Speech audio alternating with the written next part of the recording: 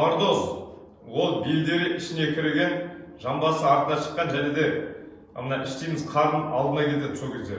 Лордозды қалай байқаймыз? Сізде лордоз бар ма жоқ па? Қазір бірінші диагностика жасап көреміз. Мысалы осылай жатасыздар, тегіс жерде жатасыз, есіңізде болсын, тегіс жерде. Мына қолымды осылай көтеріп қойын, сіздерге көріну үшін. Осылай жаттық, аяғымыздың ара жақтық осындай положенде ашулы. Жұдырықты түйеміз. Жұдырықпен мұнда белдің ортасына саламыз. Егер сыймаса, сізде ол лордоздың белгісі жоқ. Лордоздың белгісі жоқ, қараңыздар, көріп тұрсыздар, алақан. Тек алақан шығып тұр қолым. Ол уже лордоздың белгісі жоқ. Егер сіз беліңізді көтерген уақытта жұдырығыңыз сиятын болса, ешқандай қиналыссыз. Мысалы мен бұлай көтеріп сиялсам, бұлай тұратын бұл сиятын болса, уже сізде лордоздың белгісі бар. Мен мысалы жұдырығым сыймайды, тек алақан ғана. Онда сізде лордоздың белгісі бар деген сөз. Ендеше жаттығуға көшеміз. Менен біргелесіп жасауыңызға болады. Көп уақыт алмайды. Бірінші осылай жатасыз. Әрине ең бірінші омыртқаға арналған жаттығулар жасап, соңында жасаған жақсы. Ендеше осылай жатамыз. Бірінші жаттығу 10 рет. 15-20 болады. 2, 3, 4, 5, 6, 7, 8, 9, 10. Бұл бірінші жаттығу.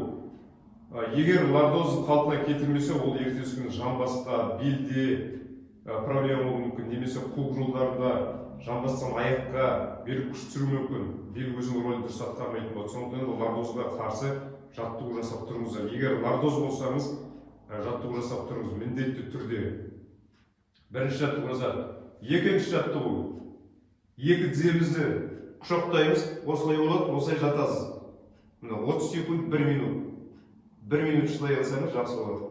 Желкет алады, оның ешқандай қорқыныш жоқ. Осы 30 секунд, 1 минут жатасыз міндетті түрде. Жай жібереміз. Үшінші жаттығу. Аяғымызды осылай салдық. Мына тізеден құшақтасаңыз, сыртынан құшақтайсыз, немесе ішінен алу болады. Осылай тартып, қазір 30 секунд жатамыз.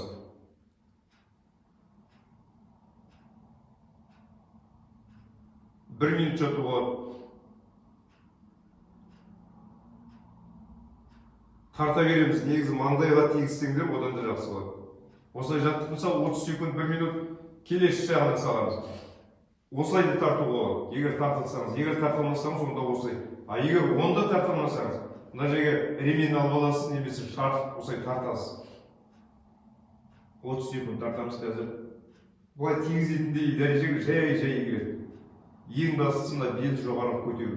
Есіңізде болсын, егер сізде остеохондроз түрлері шейный, грудной, поясничный, мойын омыртқа, жауырын омыртқа, бел омыртқада болатын болса, соларға жасап келіп, соңында жасаған жақсы лордозға.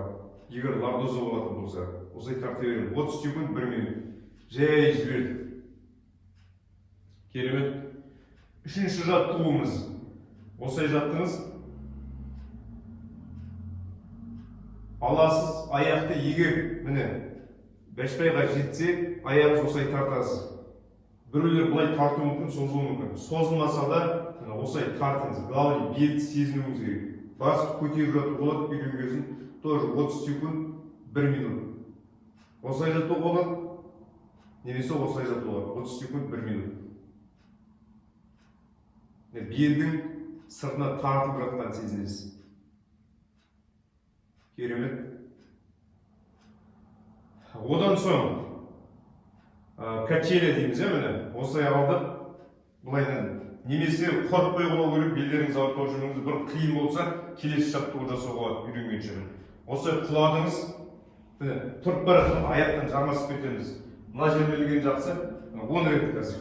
1, құладыңыз, 2, қолды жіберіп тырыспау керек. 3, 4, қолды жібердім, еркін құлады. 5, жиналып, бүкіл денені осылай бүгіп құлаймыз. Құладық. 6, міне кетіп бара жатқанда жармасып беру 7, 10, 15, 20 болу керек. 8 бір жағынан 10-лықтарға керемет масса. 9 міне сразу келді жармасып кетті 10. Түсіндіңіздер ғой? Келесі жаттығуымыз осылай положенде тұрдық, осындай положенде қазір 30 секунд, 1 минут болады, оған 2 минут болады, қазір 30 секунд міне қараңыздар. Аяғымыз не ішіне емес, не сыртына емес, осылай жинақланып тұру керек. Осылай бүкірейіп тұрамыз. 30 секунд тұрамыз қазір. Иекті көкірекке тигіземіз, былай мына күжірейіп, мысықтар сияқты позиция кошки дейді.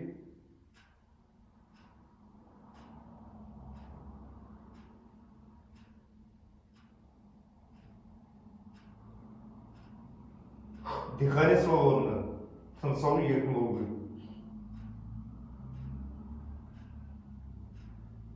Осылай тұрамыз.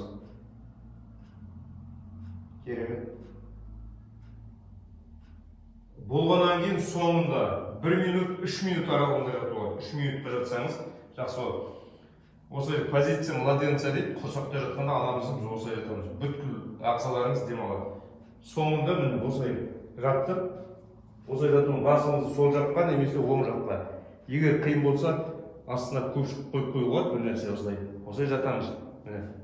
Көрдіңіздер, осылай 3 минутқа дейін жатуыңыз болады. Ең соңында бүткіл ағза демалады.